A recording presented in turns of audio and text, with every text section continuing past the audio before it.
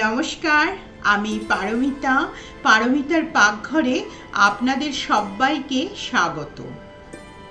আমরা যখন ইসকনের টেম্পলে যাই তখন আমরা এক ধরনের খিচুড়ি খেয়ে থাকি, সেটা প্রসাদ হিসেবে খেয়ে থাকি। সেটা যখন খাই আমরা প্রায় হাত এরকমভাবে চেটে খুব সুন্দর করে প্রসাদটা খেয়ে থাকি। কিন্তু জানেন কি সেই ইসকনের খিচুড়ির রহস্যটা কি? আসুন আজকে আমি আপনাদেরকে সেই রহস্যময়ী খিচুড়ি আপনাদেরকে দেখাবো, যেটা যুগ যুগান্ত ধরে আমাদেরকে আমাদের মতন ভক্তদেরকে সুন্দরভাবে আমরা যে স্বাদ গ্রহণ করি সেই স্বাদকে তৃপ্ত হতে সাহায্য করে। আজকের রেসিপি হচ্ছে ইসকনের খিচুড়ি। এই ইসকনের খিচুড়ি কিভাবে পারফেক্ট এই সমস্ত গোটা গোটা সবজিকে রেখে আমি বানালাম প্রেসার কুকারের মধ্যে, আসুন দেখে নিই। ইসকনের খিচুড়ি বানাবার জন্য পার্টিকুলার কতগুলো নিয়ম মানলেই কিন্তু একেবারেই প্রসাদের মতনই তৈরি হবে। তার জন্য আমি এখানে নিয়ে নিয়েছি কতগুলো সবজি, যেরকম এখানে নিয়েছি ফুলকপি, টমেটো, আলু, এখানে রয়েছে কুমড়ো, একটু বিনস, আর রয়েছে একটু আদা ছোট ছোট করে কাটা, এই যে আদা ছোট ছোট করে কাটা, আর কয়েকটা কাঁচা লঙ্কা এরকম ভাবে চিড়ে নিয়েছি। আমি যে যে সবজিগুলো দিয়েছি এই সবজিগুলোই সাধারণত ওখানে যে খিচুড়িটা তৈরি হয় তাতে এই সবজিগুলোই দেয়া থাকে, কিন্তু আপনাদের কাছে যদি এই বিনসটা সবসময় অ্যাভেলেবেল না থাকে সেক্ষেত্রে আপনারা রাঙা আলুর ব্যবহার করতে পারেন। এবারে দেখুন, এখানে এই যে খাবারটা বানাবো এর বিশেষত্বটা হচ্ছে, এখানে প্রথম কথা লাগে হচ্ছে সাদা চাল, মানে আতপ চাল। এইরকম সাদা আতপ চাল দেখুন, যেটাকে আমি জলের মধ্যে ভিজিয়ে রেখেছিলাম। এই পার্টিকুলার যে নিয়মগুলো বলছি এই নিয়মগুলো মানলেই একেবারে প্রসাদের মতনই স্বাদ হবে। এটা হচ্ছে চালটা ভেজানো ছিল। এরপরে দিয়েছি এখানে মুগ ডাল। সাধারণত আমরা মুগ ডালটাকে একটু ভেজে নিই, কিন্তু এখানে দেখুন মুগ ডালগুলোকে আমি জলের মধ্যে ভিজিয়ে রেখেছি। প্রসাদের খিচুড়ি কিন্তু এইভাবেই তৈরি হয়, মুগ ডালটা একটু নরম হতে হয়। এবং রেশিওটা দেখুন, যেহেতু 1 বাটি চাল সেক্ষেত্রে 1.5 বাটি নিতে হবে ডাল। সাধারণত খিচুড়ি বানালে আমরা চাল এবং ডাল প্রায় ইকুয়াল মাপে নিয়ে থাকি, কিন্তু এক্ষেত্রে 1 বাটি চাল নিলে 1.5 বাটি নিতে হবে ডাল। এইভাবে আপনারা যত মানুষের জন্য বানাবেন এই রেশিওটাকে ক্যালকুলেশন করে বাড়িয়ে নিতে হবে। এইগুলো হচ্ছে ফোড়ন। নর্মালি আমরা খিচুড়িতে যেরকম ভুনা খিচুড়ি হোক, ডিম খিচুড়ি হোক, নিরামিষ আমাদের ঠাকুরকে ভোগ দেওয়ার খিচুড়ি হোক, তাতে কিন্তু এই ধরনের এই যে ফোড়নগুলো দিচ্ছে এই ফোড়নগুলো কিন্তু দেয়া হয় না, কিন্তু পার্টিকুলার ইসকনের খিচুড়িতে এই ফোড়নগুলোই দেয়া হয়ে থাকে। এর জন্য আমি নিয়েছি এখানে মৌরি, এখানে নিয়েছি জিরে, এখানে আছে 5 ফোড়ন। 5 ফোড়ন কিন্তু কোনো আমরা সাধারণত খিচুড়িতে ব্যবহার করি না, কিন্তু ইসকনের খিচুড়িতে 5 ফোড়নের অবশ্যই প্রয়োগ থাকে, যেটা একটা অন্যরকম গন্ধ দেয়। এরপরে আমি এর মধ্যে নিয়েছি 2টো শুকনো লঙ্কা, একটু গোটা এলাচ আর একটু চিনি, এছাড়াও একটু নুন, হলুদ এবং জিরের গুঁড়ো আর সাদা তেল দিয়েই রান্না হয়ে যাবে। আমি প্রেসার কুকারে একদম বানিয়ে দেখিয়ে দিচ্ছি কিভাবে চটজলদি হয়ে। প্রথমে আমি একটু সাদা তেল এর মধ্যে দিয়ে নিচ্ছি। এটা সাদা তেলেই রান্না হয় এবং এটা আমি সাদা তেলেই দিচ্ছি। আপনারা কড়া বা কুকারে বা হাঁড়িতে যে কোনো কিছুতেই রান্না করেন না কেন, তাতে কিন্তু স্বাদের কোনো পরিবর্তন আলাদা করে হবে না। এটা স্বাদের জন্য কিন্তু আলাদা কিছু না, তবে এটাতে একটু চটজলদি হয়ে যাবে, সেজন্য আমি প্রেসার কুকারে বানাচ্ছি। আমি এখানে 4 চামচ মতন প্রথমে দিলাম একটু সাদা তেল। এই সাদা তেলটা খুব ভালো করে গরম হতে হবে। দেখুন তেলটা যখন খুব ভালো করে গরম হয়ে গেছে, আমি এর মধ্যে দিয়ে দিচ্ছি শুকনো লঙ্কা, একটু এলাচগুলো ফাটিয়ে, আর বাকি যে ফোড়নগুলো দেখালাম সেই ফোড়নগুলো। এইটা একটু ভেজে নিয়ে নর্মাল যে সবজিগুলো এক এক করে দিয়ে ভেজে দিতে হবে। ডাল এবং চালটা কিন্তু অবশ্যই আপনারা ভাজবেন না। খিচুড়িতে যে আপনারা একটু ডাল চাল একটু নাড়াচাড়া করে নেন সেটা কিন্তু অবশ্যই করবেন না। এরপরে আমি এক এক করে দিয়ে দিচ্ছি আলু। প্রথমে আলু দিচ্ছি, সব সবজি একসাথে দিয়ে দেবেন, কোনো রকম গলবে না, কিচ্ছু না। কিভাবে গলবে না সেটাও আমি দেখিয়ে দিচ্ছি। এখানে দিচ্ছি ফুলকপি।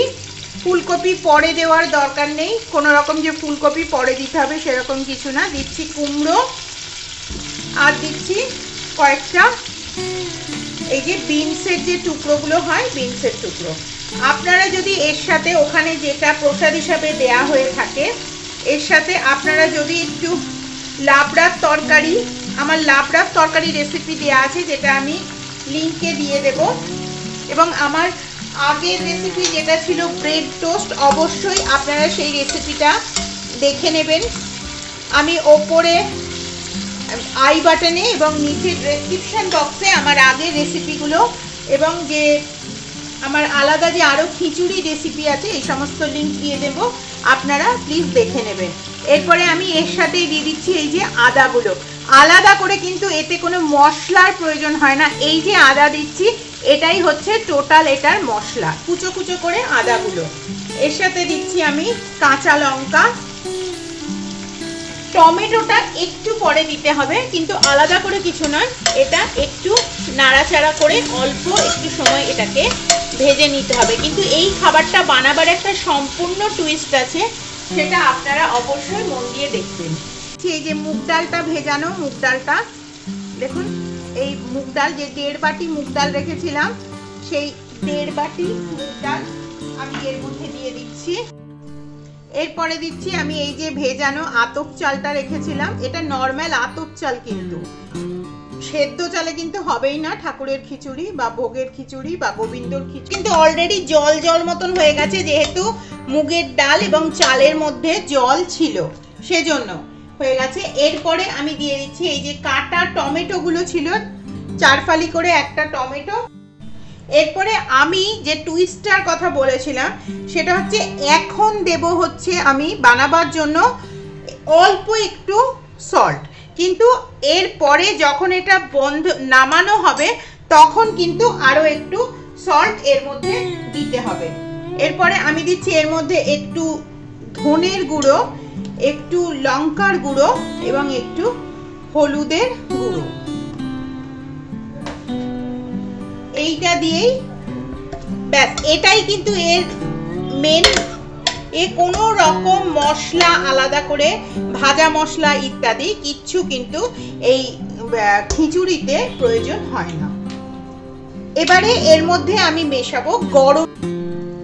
যেহেতু এখানে আমি 1.5 বাটি মুগ ডাল এবং 1 বাটি চাল দিয়েছিলাম এবং সবজি সব মিলিয়ে অ্যারাউন্ড 5.5 to 6 বাটি মতন রয়েছে, সেজন্য আমি এখানে 6.5 বাটি জল দেব।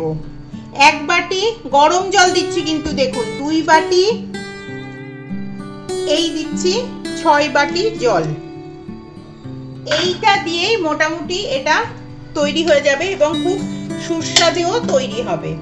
এই যে এর মধ্যে কিন্তু যদি ধনে পাতার ব্যবহার করেন তাহলে কিন্তু ঘিয়ের ব্যবহার করবেন না, আর যদি ঘিয়ের ব্যবহার করেন তাহলে কিন্তু অবশ্যই ধনে পাতার ব্যবহার করবেন না। এই দুটো কিন্তু একসাথে কখনোই ব্যবহার করা যাবে না এই রেসিপিটার, পার্টিকুলার এই খিচুড়িটার জন্য। এবারে এটাকে আমি বন্ধ করে দিয়ে একটা হুইসেল দেবেন। একটা হুইসেল দেবার পরে এটাকে আমি মিনিট 15 মতো এইভাবেই বসিয়ে রাখবো। এটা আধ ঘন্টা হয়ে গেছে একটা হুইসেল পড়ার পরে। এবারে দেখা যাক এটার কন্ডিশনটা কি হয়েছে। এই দেখুন জলের পরিমাপ একদম সঠিক হওয়ার জন্য এটা দেখুন একদম হয়েছে। এবং আমি বলেছিলাম প্রেসার কুকারে করলেও দেখুন সমস্ত সবজিগুলো কিন্তু একদম গোটা রয়েছে। কুমড়ো, ফুলকপি যেগুলো সফট সবজি সমস্ত দেখুন গোটা রয়েছে। এটা হচ্ছে এই জলের যে পরিমাপ, এটা হচ্ছে তার টেকনিক। এর আগেই আমি বলেছি এটা সেদ্ধ হয়ে যাবার পরে এটাকে আরো অনেকক্ষণ পর্যন্ত, যেহেতু এই খাবারটা পরিবেশন হয়ে থাকে সেজন্য এর মধ্যে আরেকটু সল্ট বা নুন দেয়া হয়ে থাকে, যাতে এটা বেশ ভালো করে গোটা গোটা অবস্থায় সমস্ত সবজিগুলো থাকে। এবং যেহেতু খিচুড়িটা গরম আছে সেজন্য এটাকে আরো একটু তরল করার জন্য আমি এর মধ্যে দিয়ে দিয়েছি একটু ঠান্ডা মানে নর্মাল জল। দিয়ে এটাকে জাস্ট মিনিট 2 মতন আমি এটাকে ফুটিয়ে নেব। কিন্তু এই অবস্থাতে আমি এর মধ্যে দিয়ে দেবো একটু জিরের গুঁড়ো। এই জিরের গুঁড়োটা লাস্টেই দিতে হবে, কারণ এটার মধ্যে একটা অসম্ভব ভালো গন্ধ বেরোবে, কিন্তু এর মধ্যে গরম মশলা অবশ্যই দেবেন না। আর দিচ্ছি একটু ঘি, যেহেতু ঘিয়ের আমি ব্যবহার করছি সেহেতু ধনেপাতা দিচ্ছি না। যারা ধনেপাতা দেবেন তারা কিন্তু ঘিয়ের ব্যবহার করবেন না। তো এইভাবে এটাকে একটু নাড়িয়ে চাড়িয়ে আমি এই হুইসেলটা বাদ দিয়ে এরকম ঢাকা দিয়ে মিনিট 2 মতন ফুটিয়ে নেব। এই হচ্ছে আমার আজকের রেসিপি। এখানে দেখুন সমস্ত সবজিগুলো গোটা রয়েছে, প্রেসার কুকারে বানানো হয়েছে। ওই যে জল এবং প্রেসার কুকারের হুইসেলের মাপ এবং লবণ পারফেক্ট টাইমে দেওয়ার জন্য এই রকম রয়েছে। দেখুন কুমড়ো যেটা সবসময় গলে যায়, ফুলকপি যেটা গলে যায়, বিনস এবং আলু প্রত্যেকটা দেখুন একদম পারফেক্ট রয়েছে, এবং টমেটোটা গলে গিয়ে তার যে খোলাটা থাকে সেটা, এবং কাঁচা লঙ্কাটা পর্যন্ত ইনট্যাক্ট রয়েছে। এই হচ্ছে পারফেক্ট রহস্যময় সুস্বাদু স্বাদের ইসকনের খিচুড়ি। আশা করি আজকে আমার রেসিপিটা আপনাদের ভালো লাগলো। যারা এখন অবধি আমার চ্যানেলটিকে সাবস্ক্রাইব করেননি অবশ্যই আমার চ্যানেলটিকে সাবস্ক্রাইব করবেন, লাইক করবেন, কমেন্ট করবেন এবং শেয়ার করবেন। যারা